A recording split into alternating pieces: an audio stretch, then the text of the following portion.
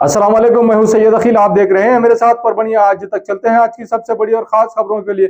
17 नवंबर 2024 को परभणी शहर के दरगाह रोड स्थित खान साहब की बिल्डिंग के पीछे परभणी शहर में जिस तरह से यहाँ पर एक सभा का आयोजन किया गया था, और ये सभा परभणी विधानसभा मतदार संघ के अपक्ष उम्मीदवार मोहम्मद गौस जैन साहब इनकी जानिब से इस सभा का आयोजन किया गया था। और मोहम्मद गौस जैन साहब ये अपनी शहनाई लेकर जिस तरह से परभणी विधानसभा मतदार संघ के हर एरिया में लोगों को जगाने की कोशिश कर रहे हैं और शहनाई पर ही वोट डालने का वादा भी तमाम लोगों से कर रहे हैं, जिसके चलते आज सोशल मीडिया पर वायरल होने वाले, इंस्टाग्राम पर वायरल होने वाले जो मोहम्मद कैफ और इन्हीं के साथ में सोशल मीडिया हैंडलर जितने लोग हैं, इन तमाम लोगों को मोहम्मद गौस सैन साहब इनकी जानिब से दावत दी गई थी। और इन तमाम लोगों का यहाँ पर जिस तरह से आगमन हुआ, इनके आगमन होने के बाद में हजारों की तादाद में कैफ भाई इन्हें देखने के लिए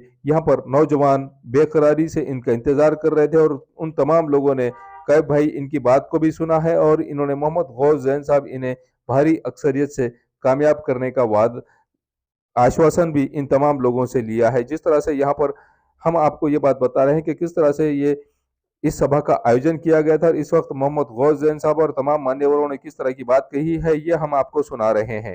मैं आप लोगों का बहुत शुक्रगुजार हूं कि मैंने सफर सिर्फ और सिर्फ अल्लाह के भरोसे पे शुरू किया था। बहुत सी यहाँ पर मुश्किलें आई। जिस पार्टी के पास हम गए, उस पार्टी के पास उन्होंने वादा करने के बावजूद पैसों की होड़ में उन्होंने अपना वादा से मुकर गए और हमारा टिकट देने से मना कर दिया। मैं उन लोगों का आप लोगों के सामने नाम लेना नहीं चाहता। मैं अपने मकसद बयान करना चाहता हूं कि ये दीवाना, ये आपका भाई अपना कारोबार छोड़कर, अपनी अच्छी जिंदगी छोड़कर आज क्यों दीवानों की जैसे आप लोगों के लिए लड़ रहा है। ये बहुत इंपॉर्टेंट बात है। अगर हम नहीं समझ गए, अगर हमको ये बात समझ में नहीं आई, तो हम लोग एक नहीं हो पाएंगे। और अगर हम लोग एक नहीं हो पाएंगे तो फिर हमारा जो मकसद है वो नाकामयाबी की तरफ जाएगा। आज सियासत में इलेक्शन एक ऐसी चीज है, निवडणूक एक ऐसी चीज है जो आपको हक देती है कि आप जाए और अपने मर्जी के उम्मीदवार को वोट करें। होना तो यह चाहिए कि वोटिंग का दिन 20 तारीख है, सभी उम्मीदवार आपके सामने आए, आप लोगों से बात करें, आप लोगों के सामने अपनी बात रखें और अपने वोट की भीख मांगे। जो आमदार यहां पर 10 साल से आमदार है, उसको चाहिए था कि वो लोगों के सामने आता, लोगों के सामने अपनी बात रखता, लोगों को ये कहता कि मैंने 10 साल में ये काम किए, 10 साल में मैं ये काम कर नहीं पाया, और आप लोगों से आकर माफी मांगता। उसके बजाय उसने पीछे की सियासत को लड़ना उसने तरजीह दी। उसने ये काम किया कि जो भाई आज परभणी विधानसभा, जिसमें 1,15,000 मुस्लिम वोटर्स है, ये सबसे बड़ा समाज है परभणी का, मुस्लिम समाज, जो आज इतनी संख्या में वोटिंग करने वाला है, उनके हक की बात तो ये होती कि खासदार को हमने आपको चुन के दिया, आप खुद आगे बढ़ते और कहते हैं कि मुसलमानों में से एक किसी को आगे करो, हम उनको चुन के देंगे। हुआ ऐसा नहीं हुआ। जो आदमी लड़ने के लिए आगे आया, उसको रोटी डाली गई, उसको बोटी डाली गई, उसको खरीदने की कोशिश की गई, उसको डराने की कोशिश की गई और उसको बिठाने की कोशिश की गई। मगर मैं आप लोगों को ये कहना चाहता हूं कि अल्लाह के भरोसे पे और आप लोगों की हिम्मत पे मैं झुका नहीं, मैं रुका नहीं, छुप छुपा के कहीं खड़ा नहीं। जो डटे हुए हैं महाज पर, उन्हें मुझे उन सचों में तलाश कर। मेरे भाइयों, मैं आप लोगों के सामने खड़ा हुआ हूं सिर्फ आप लोगों की हिम्मत पर। मैं मुद्दों की राजनीति करना चाहता हूं। आज अगर हम यहां पर उद्योग नहीं लाएंगे, आज अगर हम यहां पर सनतें नहीं लाएंगे, आज यहां पर हम कारखाने नहीं लाएंगे, तो हमारे नौजवान बच्चे जो पढ़ रहे हैं वो पढ़कर जॉब करने के लिए कहां जाएंगे। वो आज मजदूरी करने के लिए आज बेताब है, आज वो मजदूरी करने के लिए वो मजबूर है। हमारे शहर का माहौल किस हिसाब से बिगड़ेगा। आज ना यहां पर खुशहाल सड़कें हैं, ना खुशहाल माहौल है। आप मुझे बताइए, अगर ये आमदार के इलेक्शन में अगर ये बातें नहीं होगी तो फिर क्या होटल में बैठकर नुक्कड़ पे ये बातें होगी। 5 साल में एक बार हमारे पास मौका आता है, क्योंकि परभनी मुस्लिम अक्सरियत का इलाका है, तो यहाँ पर जो हर नीति बनती है, यहाँ पर जो हर पॉलिसी बनती है, वो सबसे पहले मुसलमानों के ऊपर असर करती है। अगर यहाँ पर बेरोजगारी बढ़ेगी, अगर यहाँ पर अगर इंडस्ट्रीज नहीं आएगी, तो सबसे ज्यादा जो नुकसान होगा वो मुसलमानों को होगा। क्योंकि हम अगर नौकरी अच्छी जगह नहीं कर पाएंगे तो फिर हमको मजदूरी करने पर, हमको ऑटो चलाने पर, हमको पान पट्टी खोलने पर मजबूर होना पड़ेगा।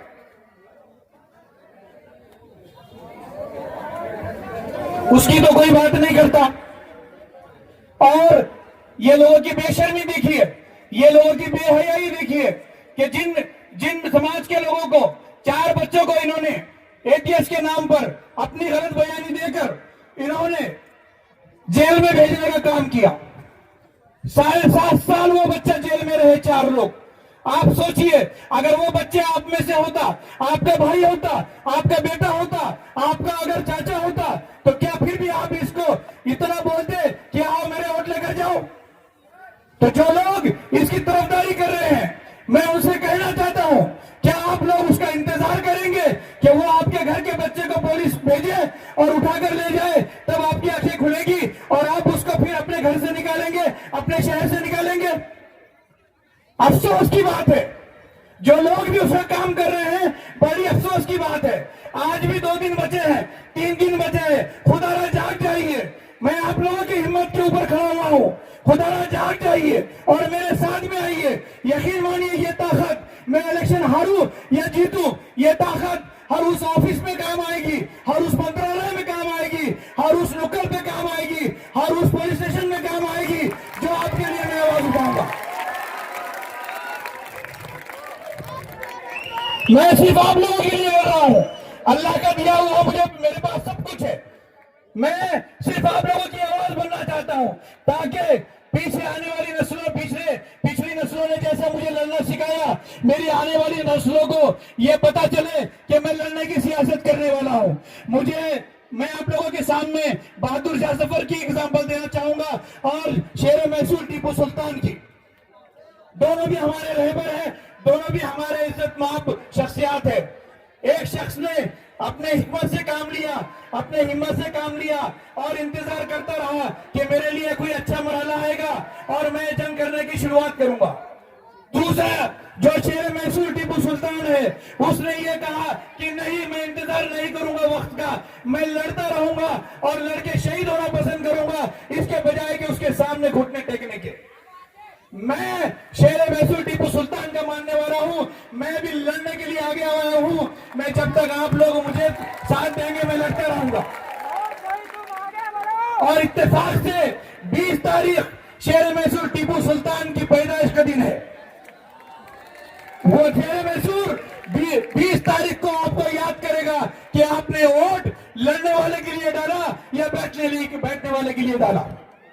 भाइयों, ये लड़ाई हमारे बखा की लड़ाई है, ये लड़ाई हमारे खुद की लड़ाई है। मैं कल हमारे जो परभनी के उलमा इकराम, आइमा इकराम, जिन्होंने मेरे को आगे बढ़कर सपोर्ट किया, मैं उनका इस स्टेज से तहे दिल से शुक्रिया अदा करता हूं। और मेरे साथ जितने भी मेरे कॉर्पोरेटर दोस्त आए हैं, उनका भी मैं तहे दिल से शुक्रिया अदा करता हूं। मेरे भाइयों, वोट डालते टाइम में आपको ये नहीं भूलना चाहिए कि हम किस शिवसेना की हम हिमायत कर रहे हैं, किस शिवसेना की हिमायत कर रहे हैं हम। आपके बीच में बुजुर्ग होंगे, जरा उनको पूछो बीएनओ का हाल। किसने तोड़ा था बाबरी मस्जिद? किसने बाबरी मस्जिद तोड़कर फख्र हासिल किया था? आज 4 दिन पहले जब वो परतूर आया था उद्धव ठाकरे, वो क्या कहा था उसने कि हाँ, हमने बाबरी तोड़ी और उस पर हमें फख्र है। क्या आप ऐसी पार्टी को वोट देना पसंद करेंगे? बाबरी आपको आवाज देती है कि उसका बदला चाहिए, उसका बदला चाहिए, उसके ऊपर एहसान नहीं चाहिए। मेरे भाइयों, आज भी जिस मस्जिद के ईंटों ने, जिस मस्जिद की दीवारों ने बड़ी बड़ी तहरीकें सुनी, बड़े बड़े कारनामे सुने, बड़ी बड़ी नमाजें अदा की, बड़े बड़े गाजियों ने वहां पर नमाजें की, बड़े बड़े मुजाहिदों ने वहां पर नमाजें की, वो ईंटें घर में बंद है और गैरुल्लाह का नाम सुनती है, वो ईंटें आपको आवाज देती है कि अपने वोट की ताकत से उन ईंटों को वापस लेने का काम कीजिए।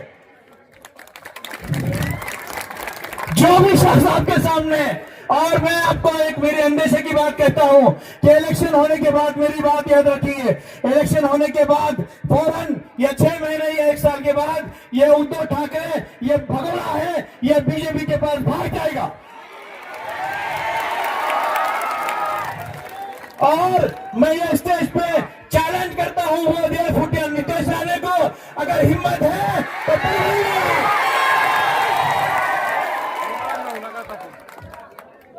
हेलो, आयान के साथ आ जाओ ना आप। परभनी में अगर तेरी हिम्मत है तो परभनी में आ। परभनी के मुस्लिम नौजवान तुझे बता देंगे कि तेरी हैसियत क्या है, तेरी औकात क्या है। मजाक लगा के रखा है, मजाक लगा दिया है, कभी इसके पढ़ने में कभी उसके पढ़ने में हद ये कर दी कि हमारे जहनों पे वार कर दिया, हमारे दिलों पे वार कर दिया, हमारे नींद हराम कर दी, हमारा सुकून हराम कर दिया, हमारे नबी के शान में गुस्ताखी कर दी। हम सब कुछ बर्दाश्त कर सकते हैं, हम बिना रोड के रहना बर्दाश्त कर सकते हैं, बिना नाली के रहना बर्दाश्त कर सकते हैं, बिना तरक्की के रहना बर्दाश्त कर सकते हैं, मगर याद रखो अगर हमारे नबी की शान में कोई गुस्ताखी करेगा तो उसका मुंह तोड़ जवाब दिया जाएगा। कानून है कि नहीं यहाँ पर? एक तरफ सलमान अजहरी साहब को एक शोर के मुशायरे में एक शेर बोलने के जुर्म में तुम उनको 3-3 महीने 4-4 महीने जेल में बंद कर देते हो। महाराष्ट्र की जेल तुमको सेफ नहीं लगती तो गुजरात में उनको भेज देते हो, और ये लोग आए दिन ऐसी बातें करते हैं तो वो खुलेआम छोड़ देते हो। भाइयों, जब तक अपने पास सियासी ताकत नहीं रहेगी, रोड पर चीखने चिल्लाने से फायदा नहीं है। आपने देखा कि हमने कितने मोर्चे निकाले, कितनी रैलियां निकाली, हुआ कुछ फायदा? उन्होंने अरेस्ट किया उसको। अगर अरेस्ट करना है तो एक ऐसा कानून बनाना पड़ेगा कि जिसकी भी जबान फिसलेगी, जिसकी भी जबान से हुजूर सल्लल्लाहु अलैहि वसल्लम का अगर गलत बयानी में नाम निकलेगा तो उस मरदूद को अरेस्ट किया जाएगा और उसको फांसी की सजा दी जाएगी। ऐसा कानून बनाया जाएगा इंशाअल्लाह। मैं आप लोगों से इस कानून बनाने के नाम पर ताकत मांगता हूं। आप लोग ताकत मुझे देंगे कि नहीं देंगे? बताइए, देंगे कि नहीं देंगे? बताइए मुझे। बस मैं इसी उम्मीद के साथ, इसी हिम्मत के साथ आप लोगों से विदा लेता हूं कि 20 तारीख को जब आप फजर की नमाज पढ़ के उठेंगे तो आपके दिमाग में सिर्फ 14 नंबर का बटन रहना चाहिए। मिल्लत की शहनाई इतने जोर से बजाइए कि इन कमीनों की औकात इनको याद आ जाए और इनके जुल्म इनके साथ छोड़ दे। बहुत बहुत शुक्रिया। अस्सलाम वालेकुम। अब आपके सामने मोहम्मद कैफ पेश होंगे।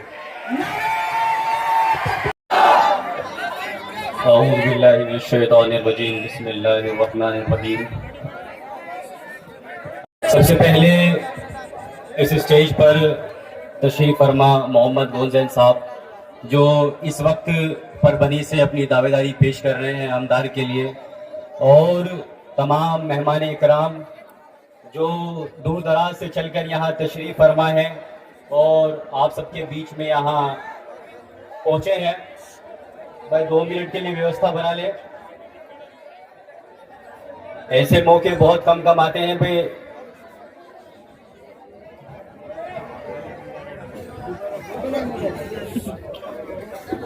भाई बहुत दूर से मेहमान सिर्फ आप ही से खिताब करने के लिए आए हैं। बैठ जाइए, फौरन बैठ जाइए, नीचे बैठ जाइए, थोड़ा बैठो बैठो बैठो बैठो, बैठ जाओ, बैठ जाओ, ऐसा आ जाओ, ऐसा आ जाओ, थोड़ा बैठ जाओ, नीचे बैठ जाओ, थोड़ा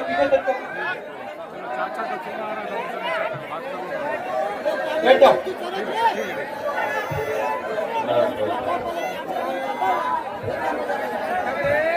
अब खामोशी से सुनिए प्लीज।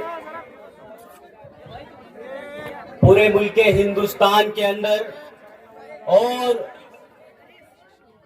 आप कहीं भी चले जाइए, पूरी दुनिया के अंदर पहले इसकी शुरुआत हुई। उठा लीजिए सीरिया को, उठा लीजिए इराक को, उठा लीजिए ईरान को, और उसके बाद जब ये चीज इजराइल और फलस्तीन के बीच में पहुंची तो पूरी दुनिया ने देखा कि किस तरीके से उन मजलूमों को मारा गया, उन मजलूमों को किस तरीके से उनको माँ बहनों को बेवा किया गया, बच्चों को यतीम किया गया, बाप का साया हटाया गया। दिन में माँ मर रही है, बाप में सुबह में बेटा मर रहा है और अगली रात में उसकी माँ खत्म हो रही है। पूरी दुनिया ने देखा और देखकर सिर्फ स्टोरियां लगाई, वीडियो शेयर करी, वीडियो लाइक करी और छोड़ दिया। उसका अंजाम यह हुआ, दिन ब दिन जो पूरी दुनिया के अंदर मुसलमानों के और मुसलमानों के ऊपर जुल्म हो रहा था वो बढ़ता गया और बढ़ने की इंतहा उसकी इतनी हुई कि वो मुल्क हिंदुस्तान के अंदर भी पहुंच गया। पहले क्या हुआ कि हमारी जगहों के नाम बदल दिए गए, उसके बाद हमारी मस्जिदों को तोड़ने का सिलसिला शुरू हुआ। 92 से जब बाबरी मस्जिद थी वो शहीद कर दी गई। आप सभी ने देखा, हमारे बड़े बुजुर्गों ने देखा, हम तो उस वक्त जिंदा नहीं थे। किसी ने आवाज उठाई, सबने सियासी चोले पहने, सबने अपनी राजनीतिक रोटियां सेकी और उस चीज को खत्म कर दिया कि ये कोर्ट के हक का फैसला था, ये हमें मंजूर है, हमने दे दी मस्जिद। अब से कुछ दिन पहले कोल्हापुर के अंदर आपको मालूम होगा कि एक मस्जिद को शहीद कर दिया गया।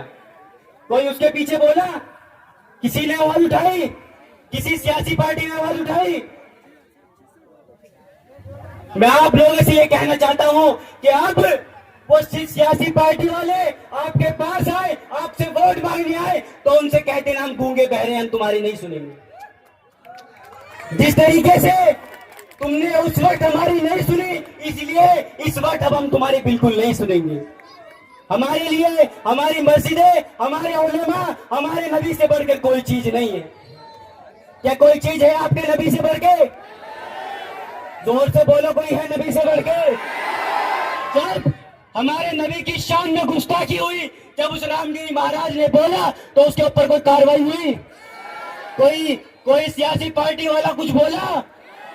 तो अब आप क्यों खामोश हैं?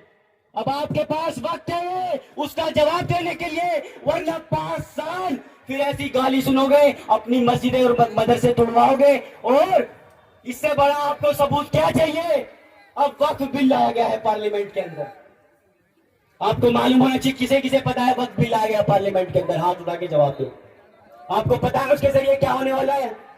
आपके कब्रिस्तान आपसे छीन लिए जाएंगे, आपकी मस्जिदें आपसे छीन ली जाएंगी, आपके जो मदरसे हैं वो आपसे छीन लिए जाएंगे, आपकी ईदगाहें आपसे छीन ली जाएंगी, आपकी खानगाहें आपसे छीन ली जाएंगी। बताओ आप क्या करोगे? कुछ नहीं कर पाओगे, सिर्फ और सिर्फ हाथ पे हाथ रख के बैठे रहोगे कि काश हम अपना कोई लीडर चुन लेते, काश हम अपना परभनी से कोई उम्मीदवार चुन लेते जो हमारे इस बिल के खिलाफ कम से कम एक आवाज तो असेंबली में उठाता और इस बिल की मुखालिफत करता। लेकिन नौजवानों और बड़े बुजुर्गों, उस वक्त सिर्फ और सिर्फ आप हाथ पे हाथ धर के बैठे रहोगे, कोई आपकी आवाज को नहीं सुनेगा।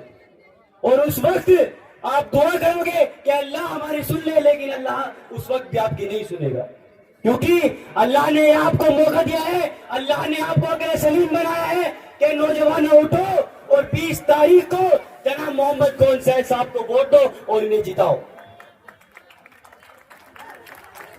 नौजवान साथियों, मुल्क हिंदुस्तान का हाल इस तरीके से है कि मुसलमानों को जितनी उस पर जुल्म ज्यादती होती है, जितना उसे सताया जाता है, उतने ही ये लोग दिन पर दिन उस चीज को बढ़ावा देते जा रहे हैं। आप रोजाना देख रहे हैं। नौजवान साथियों, मैं आपसे पूछना चाहता हूं कि अगर आपका बाप 2 मील से आपसे मिलने आ रहा है ट्रेन से, अगर उसे बीच रास्ते में कोई उसकी दाढ़ी नोचे, उसे मारे और उसे ट्रेन में फेंकने की बात कहे, क्या आप उन लोगों को वोट दोगे जो उसके खिलाफ ना बोले? अगर सोचो एक बार अपने जहन से कि आपके बाप को कोई चलती ट्रेन में मारे, उसे टोपी और दाढ़ी होने की वजह से उसकी दाढ़ी नोचे और फिर भी आप उन लोगों का साथ दो। आपका ज़मीर जिंदा है या मर गया है? नौजवान साथियों सोचो, ये घटनाएं बढ़ेंगी। उठा लो उत्तराखंड के अंदर मोहम्मद वसीम को किस बुनियाद पे मारा गया कि वो मुसलमान था। उसकी 7 बहनें जवान थी और एक जिम करता था, वो अपनी जिम से घर आ रहा था, उसे एक पिन्नी में गोश्त की बोटी समझकर और गोश्त ले जाने के शक पे उसे इतना मारा, पानी में डुबो के मारा। कोई सियासी लीडर नहीं बोला, कोई कुछ नहीं बोला। परभनी के आवाम, ये आपके पास एक सुनहरा वक्त है। आप सोचिए, 2% वाले इस मुल्क के वजीर आजम बन सकते हैं, इस मुल्क के प्रधानमंत्री बन सकते हैं, 10% वाले बन सकते हैं, 15 वाले बन सकते हैं, क्या 20 वाले नहीं बन सकते? एक बार जहन से अपने सोचो, वरना फिर वक्त निकल जाएगा और 5 साल ऐसी एहतजाज करोगे, धरने करोगे और कोई तुम्हारी सुनेगा नहीं। अपने दिमाग पे जोर डालो, अब भी वक्त है, अब भी सोच लो, अब भी समझ लो। अपनी मस्जिदों की खातिर, इनकी खातिर ना समझो, ना सोचो, कम से कम अपनी मस्जिदों की खातिर तो सोच लो, अपने मदरसों की खातिर सोच लो, अपने उलमाओं की खातिर सोच लो। फिर बात चली गई, वक्त चला गया, दिन चले गए, फिर आप सोचोगे। नौजवान साथियों, वक्त बहुत कम है, 2 दिन मेरे ख्याल से बच रहे हैं, और जितने भी यहां लोग इकट्ठा हैं, अगर आपको 10 सालों के अंदर, मुझे मालूम हुआ, अभी मेरे से पहले लोगों ने भी बताया कि यहाँ एटीएस ने कुछ गैर इल्जाम लगाते हुए चंद नौजवानों को गिरफ्तार भी कर लिया था। ये कोई छोटा मोटा मुद्दा नहीं है। अगर आपका भाई, आपका बेटा कोई इतने साल, इतने वक्त जेल के अंदर सड़ रहा होता, तो उस माँ से पूछिए उसका लाल कितने दिन उससे दूर रहा होगा। उस माँ के दर्द से पूछिए, उस माँ से पूछिए जिसका लाल उसके कलेजे से इतनी दूर रहा और कोई उसकी आवाज उठाने के लिए रोड पे नहीं आया, कोई उसकी आवाज उठाने के लिए कोई रास्ते में नहीं आया, किसी ने उसकी रहबरी नहीं करी। नौजवान साथियों और बड़े बुजुर्गों, सोचने समझने का वक्त सिर्फ 2 दिन है आपके पास। सोच लीजिए, समझ लीजिए और बात जहन में डाल लीजिए। आपकी परभनी के अंदर सबसे ज्यादा अक्सरियत है, आपकी जो संख्या है वो सबसे ज्यादा है, तो आपका आमदार, आपका विधायक, आपके एमएलए क्यों नहीं बन सकता? आपने क्या गुलामी की जंजीरें तोड़नी है या आपको गुलाम ही रहना है? 70 सालों से दरी बिछाते हुए आ रहे हैं, 70 सालों से गुलामी करते हुए आ रहे हैं, सिर्फ और सिर्फ रुसवाई के और जलालत के हमें कुछ नहीं मिला है। ना परभनी के अंदर एजुकेशन सिस्टम है, ना नौजवानों के लिए कोई यहाँ कारखाने हैं, ना इंडस्ट्री है। यहाँ के नौजवान बाहर जाते हैं, यहाँ किसी के लिए रोजगार भी नहीं है। नौजवान साथियों, दिमाग पे जोर डालो, वक्त बहुत कम है। अगर ये वक्त हाथ से निकल गया, न जाने 5 साल कैसी गुजरने वाली है, आप सोच भी नहीं सकते, आप तसव्वुर भी नहीं कर सकते। ऐसे ऐसे कानून आ रहे हैं, ऐसे ऐसे बयान दिए जा रहे हैं, आप रोजाना सोशल मीडिया पर देखते हैं और फिर भी उन्हें आगे इग्नोर करके आगे स्किप कर देते हैं। आपका वक्त बहुत कम है। मैं फिर कहूंगा, सोच लीजिए, समझ लीजिए और अपने इस बेटे को यहां से जिताकर महाराष्ट्र की सबसे बड़ी पंचायत में भेजने का काम करो। करोगे भाई? वरना 5 साल हाथ पे हाथ बैठ के और दूसरों की चौखट पे जाके सर झुकाओगे, दूसरों की चौखट पे जाके खड़े होगे कि हमारा ये काम कर दो, हमारा ये काम कर दो। जब आपका अपना लीडर होगा, आपका अपना नेता होगा, तो छाती ठोक के उसके पास जाओगे, उससे अपना काम करवाओगे। बुजुर्गों और नौजवानों, बात को समझो। हम मुसलमान हैं, हमसे ज्यादा वफादार इस मुल्क में कोई नहीं हो सकता। हम 5 वक्त की नमाज पढ़ते हैं, 5 वक्त रहते हैं और जब मरते हैं तो दफनाए भी हम यही जाते हैं। हमारी कुछ लोग हमारी मुल्क परस्ती का, हमारी वतन परस्ती का सबूत मांगते हैं। मैं उनसे कहना चाहता हूं कि जब आजादी का सिलसिला शुरू हुआ तो आपको मालूम होगा कि काला पानी की जेल हुआ करती थी। काला पानी की जेल काटने वाला कोई और नहीं, हैदराबाद का पहला मुसलमान था। जब फांसी का सिलसिला शुरू हुआ तो सबसे पहले फांसी पे चढ़ने वाले शहीद अशफाकुल्लाह खान थे, कोई और नहीं था। आपको मालूम होना चाहिए। जब रंगून की जेल में बहादुर शाह जफर को ले जाया जा रहा था तो अंग्रेजी अफसरों ने उनसे कहा कि ऐ बहादुर शाह जफर, दमदमे में दम नहीं, खैर मांगो जान की, ठंडी हुई शमशीर हिंदुस्तान की। तो बहादुर शाह जफर ने उसे जवाब दिया कि गाजियों में बू रहेगी जब तक ईमान की, तख्त लंदन तक चलेगी टेक हिंदुस्तान की। ये हमारा ईमान था इस मुल्क के लिए हमारा ईमान था। हमारे बड़े बुजुर्गों ने, हमारे उलमाओं ने जो गर्दनें कटाई, और अगर आप उसको सबूत देखना है तो चले जाइए इंडिया गेट पर। 60,000 से ज्यादा उलमाओं ने अपनी गर्दनें कटाई और इस मुल्क को आजाद किया, जब जाके हम इस मुल्क के अंदर रह रहे हैं। और आप हमसे आप सर्टिफिकेट मांगते हो मुसलमान होने का, इस मुल्क में होने का। ये हमारी कमजोरी है। हमने अपनी क़यादत नहीं चुनी, हमने अपने लीडर नहीं बनाए, हमने अपनी सियासी पार्टियां नहीं बनाई। हर किसी समाज का, हर किसी समुदाय की सियासी पार्टियां हैं, सियासी लीडर है, हर कुछ है, लेकिन हमारा कोई सियासी लीडर नहीं है। हम और सिर्फ 75 सालों से इस्तेमाल होते हुए आ रहे हैं। लेकिन मुझे लगता है इस बार आप लोग इस गुलामी की जंजीर को तोड़ोगे ना? जोर से आवाज लगाओ, तोड़ोगे ना? कम से कम अब तो बोल जाओ। अब तो तुम्हारी मस्जिदों में घुस के मारने की तुमसे बात कही जा रही है। अब तो तुम्हारी मस्जिदों को तोड़ा जा रहा है, तुम्हारे खिलाफ ऐसे बिल लाए जा रहे हैं जिसे तुम्हारी मस्जिदें तुमसे छीन ली जाएंगी, तुम्हारे मदरसे तुमसे छीन ले जाएंगे, तुम्हारे कब्रिस्तान तुमसे छीन ले जाएंगे। अब कब बोलोगे? अब अगर अब नहीं उठोगे तो कब उठोगे? कोई तुम्हारी रहबरी करने और तुम्हारा कोई हाथ पकड़ के तुम्हें 7 समुद्र पार कराने वाला कोई आने वाला नहीं है इस वक्त। अपने मुस्तकबिल की, अपने बहन बेटी की इज्जत की लड़ाई, अपने बड़े बुजुर्गों की, अपनी माँ बहनों की लड़ाई तुम्हें खुद लड़नी पड़ेगी। कोई तुम्हारी लड़ाई लड़ने के लिए आने वाला नहीं है। नौजवान साथियों, पूरे मुल्क हिंदुस्तान के अंदर इस वक्त सिर्फ और सिर्फ अगर परेशान है तो वो मुसलमान है।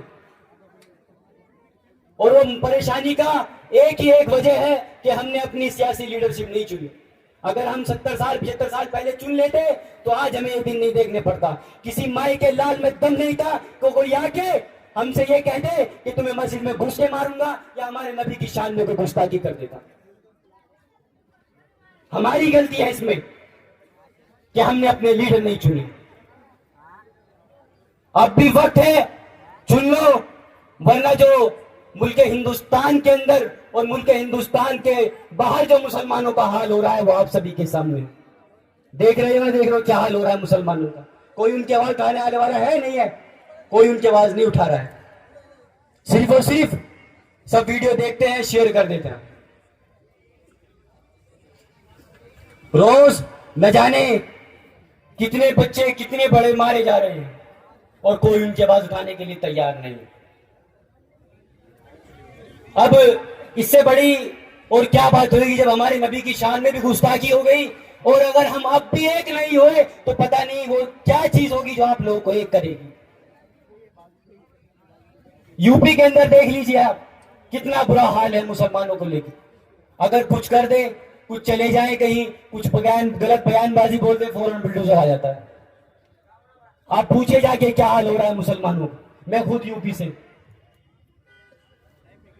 आप सोचिए, थोड़ा दिमाग पे जोर डालिए। जितने भी बड़े यहाँ बैठे हैं, अगर उन्हें अपने बच्चों के मुस्तकबिल की फिक्र है, अगर अपने बच्चों के एजुकेशन की फिक्र है, अगर उन्हें अपनी बहन बेटों की इज्जत की फिक्र है, तो वो अपना उम्मीदवार चुने, मिल्लत का उम्मीदवार चुनोगे। भाई पीछे तक हाथ उठाकर मुझे यहाँ गवाही दे कि हम आने वाली 20 तारीख को मोहम्मद गोंजन साहब को वोट देकर इन्हें विजय बनाएंगे। अरे 75 सालों से उन लोगों को मौका देते हुए आ रहे हो, 70 सालों से उन लोगों को मौका देते हुए आ रहे हो, कम से कम अब तो एक बार इन्हें मौका दे दो। भाई इधर वाले हाथ नहीं उठा रहे, हाथ उठाओ। पूरे तमाम लोग पीछे वाले हाथ उठाओ दोनों। भाई जितने भी लोग अल्लाह के सामने खड़े हो भाई आवाज उठा लो। पीछे वाले हाथ नहीं उठा रहे भाई, कम से कम हाथ तो उठा लो भाई। पीछे वाले हाथ नहीं उठा रहे भाई, पीछे वाले हाथ उठा लो भाई। ये बच्चे हाथ उठा रहे, नौजवान हाथ उठा रहे, पीछे वाले हाथ नहीं उठा रहे भाई। नारे लगाए भाई, नारे तकबीर। भाई आवाज नहीं आ रही, दम नहीं है, पर बनी है भाई, क्या बात है। नारे तकबीर, नारे तकबीर। तेरा मेरा रिश्ता क्या, तेरा मेरा रिश्ता क्या। मोहम्मद गोंजन साहब, मोहम्मद गोंजन साहब जिंदाबाद, मोहम्मद गोंजन साहब जिंदाबाद। मैं तमाम लोगों को सुबह 20 तारीख को फजर के बाद सबसे पहले वोट डालना है 14 नंबर पर जाकर, और इन्हें ज्यादा से ज्यादा वोट डालना है। कोई कंजूसी तो नहीं करेगा भाई वोट डालने में?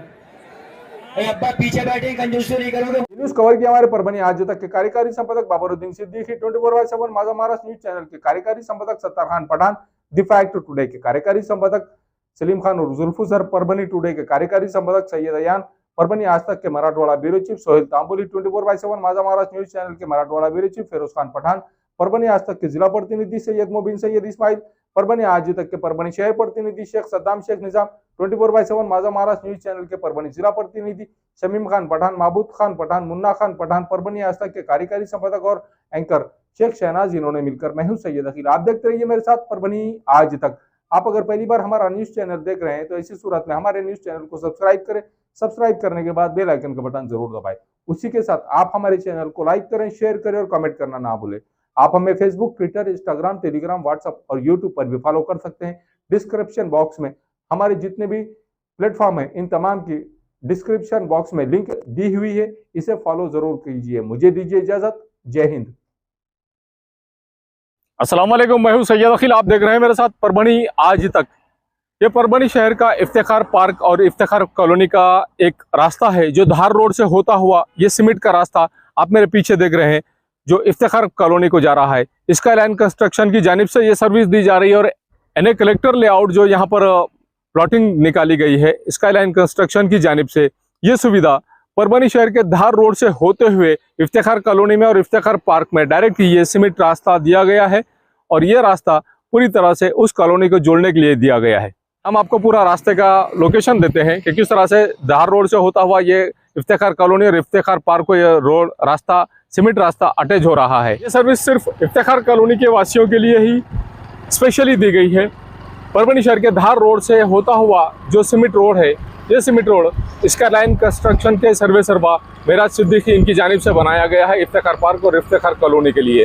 जो रास्ता हम आपको बता रहे हैं, ये जो लोकेशन हमने आपको बताया है, ये धार रोड से होता हुआ इफ्तिखार कॉलोनी और इफ्तिखार पार्क के लिए स्पेशली ये जो रास्ता बनाया गया है सीमेंट रास्ता, ये यहाँ से टर्न होता हुआ ये इफ्तिखार कॉलोनी और इफ्तिखार पार्क में इस तरह से जा रहा है। ये नज़ारा हम आपको सिर्फ और सिर्फ परभनी आज तक पर बता रहे हैं। ये नज़ारा आप देख लीजिए कि किस तरह से यहाँ से शुरू हो रही है इफ्तिखार पार्क और इफ्तिखार कॉलोनी की ये प्लॉटिंग। रास्ता तो आपने देख लिया है कि किस तरह से यहाँ पर इफ्तिखार पार्क और इफ्तिखार कॉलोनी में आने के लिए जो लोकेशन हमने आपको बताया है धार रोड से होता हुआ जो सीमेंट रोड स्पेशली बनाया गया है स्काईलाइन कंस्ट्रक्शन की जानिब से, ये इफ्तिखार कॉलोनी और इफ्तिखार पार्क की एनए लेआउट की पूरी प्लॉटिंग है। और एनए लेआउट की पूरी प्लॉटिंग आप ये देख लीजिए कि यहाँ पर लाइट की सुविधा किस तरह से अवेलेबल करा कर दी गई है और लाइट की सुविधा के अलावा यहाँ पर हर प्लॉट के सामने 2 झाड़ लगाए गए हैं। ये झाड़ भी देख लीजिए 15 से 20 फीट ऊंचे ये झाड़ है और हर प्लॉट के सामने झाड़ है। हर प्लॉट के सामने नल का कनेक्शन है। हर प्लॉट के सामने नाली बनी हुई है। सीमेंट और कंक्रीट में जो नाली बनी हुई है, ये नाली भी स्पेशली इस प्लॉटिंग के लिए ही बनी हुई है। अब ये देख लीजिए कि किस तरह से यहाँ पर रास्ते का काम किया गया है और इस रास्ते के काम को अच्छी तरह से डेवलप किया गया, अच्छी तरह से इस रास्ते को सीमेंट रोड को बनाया गया है। इफ्तिखार पार्क में जो सर्विस दी जा रही है, गट्टू के रास्ते का काम शुरू है, गट्टू बिठाना चालू है। जिस तरह से यहाँ पर सीमेंट रोड बनाया जा रहा है, सीमेंट रोड के अलावा यहाँ पर दोनों साइड से जो गट्टू बिठाए जा रहे हैं, ये गट्टू का पूरी तरह से काम शुरू है और यहाँ इस तरह से एंजॉय करते हुए लोग जाते हुए भी नजर आ रहे हैं आपको। यहाँ पर हर प्लॉट के सामने 2 झाड़, हर प्लॉट के सामने नल का कनेक्शन और हर प्लॉट के सामने से सीमेंट और कंक्रीट की एक नाली, मजबूत नाली दी गई है। ये गट्टू का काम आप मेरे पीछे देख रहे हैं कि किस तरह से यहाँ पर गट्टू का काम दोनों साइड से शुरू किया गया है। इस तरह से हर प्लॉट के सामने रास्ते के बाजू के साइड से पूरी तरह से गट्टू भी बिठाए जा रहे हैं। इफ्तिखार पार्क और इफ्तिखार कॉलोनी में जो सर्विस दी जा रही है, स्पेशली इस प्लॉटिंग के लिए स्पेशल डीपी लाई गई है सैंक्शन कराकर।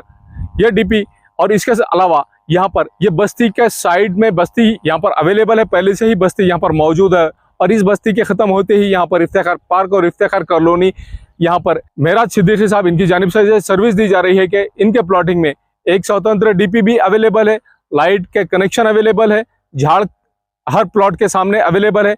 उसी के साथ में सीमेंट और कंक्रीट की नालियाँ अवेलेबल है। हर झाड़ को महफूज रखा गया है और हर झाड़ को पानी भी दिया जा रहा है। हर प्लॉट पर यहाँ पर नल का कनेक्शन भी अवेलेबल है। इस तरह की सर्विस यहाँ पर दी जा रही है। समीर टेंट हाउस, कुदरती कॉर्नर, कादराबाद प्लॉट, परभनी। हमारे पास तरह के प्रोग्राम के लिए सामान किराए पर मिलेगा। शादी, एंगेजमेंट, चिल्ला जैसे सभी प्रोग्राम के लिए संपर्क करें सैयद मुज्जमिल। मोबाइल क्रमांक 9766683126। मिर्जा मेस, परभणी। अगर आप परभणी शहर में रहते हैं और घर के खाने का लुत्फ लेना है तो संपर्क जरूर करें मिर्जा मेस, परभणी। घर पहुंच सेवा खाने के टिफिन के लिए जरूर संपर्क करें। मोबाइल क्रमांक 8830266947। महबूब पार्क फंक्शन हॉल, मनसब नगर, जाम पारवा गेट, दरगाह रोड, परभणी। शादी हो या एंगेजमेंट, चिल्ला हो या जुमागी, मीटिंग हो या फिर कुछ और, परभणी में तो भैया सिर्फ एक ही नाम, महबूब पार्क फंक्शन हॉल, मनसब नगर, जाम पारवा गेट, दरगाह रोड, परभणी। बुकिंग शुरू है। Mobile number 9960569383, 8421903333। इसके साथ ही 9822829035। हाजी महबूब अंसारी। याद रहे, आप हर तरह के प्रोग्राम हमारे फंक्शन हॉल में मनाएं। आज ही अपने प्रोग्राम की बुकिंग करें। क्वालिटी की तलाश यहाँ खत्म।